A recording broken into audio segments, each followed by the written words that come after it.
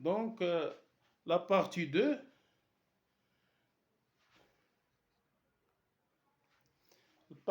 des ondes progressives sinusoïdales. Partie 2. Voilà, exercice d'application. Regardez l'aspect de la courbe à l'instant T. Donc, propagation d'une onde le long d'une courbe. Voilà. L'aspect de la courbe à l'instant T est égal à 0,08. C'est l'aspect. L'aspect de la courbe à l'instant T.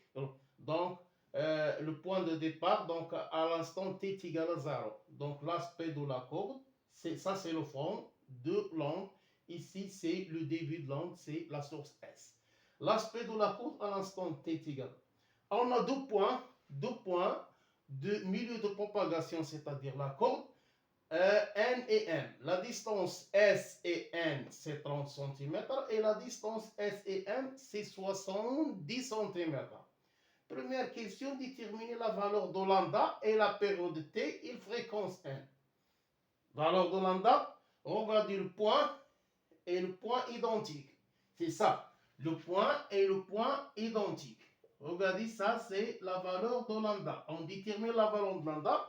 Combien de carreaux ici? C'est 10 carreaux. Et chaque carreau correspond à 10 cm. Donc lambda, 10 plus 10, 20, 30 et 40. Donc lambda est égal à 40 cm.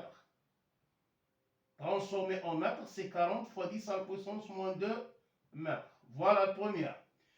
Deuxième, la période T. Comment on détermine la période T? Voilà l'aspect de la courbe à l'instant T est égal à 0,08, c'est-à-dire de S jusqu'à le front.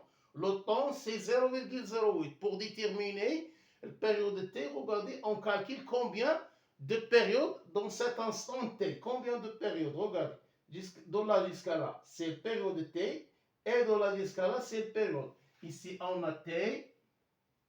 Ça, c'est longueur T et T. Voilà. Donc, on écrit. On écrit que, regardez, T est égal à 2 fois la période. Donc, pour déterminer T, c'est T divisé par 2. Et voilà, T, c'est 0,08 divisé par 2 est égal à 0,04 secondes. Voilà la période T. Voilà la longueur d'onde lambda. Pour déterminer la fréquence, c'est quoi la fréquence N? Fréquence N, c'est quoi? C'est N est égal à quoi? N sur T. Et je calcule, c'est 1 sur 0,04. Voilà, à peu près 25 Hz. 25 Hz.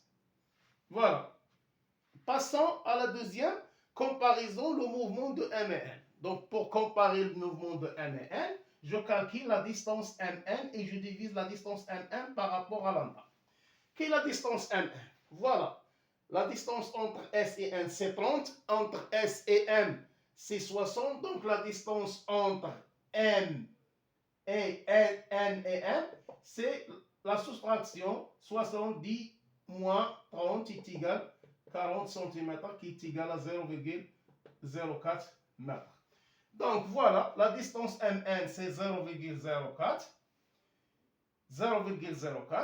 divisé par lambda qui est égal à 0,04. Voilà, donc c'est 40 cm divisé par 0,04 est égal à 1. On dit qu'en mouvement ou bien en opposition de phase.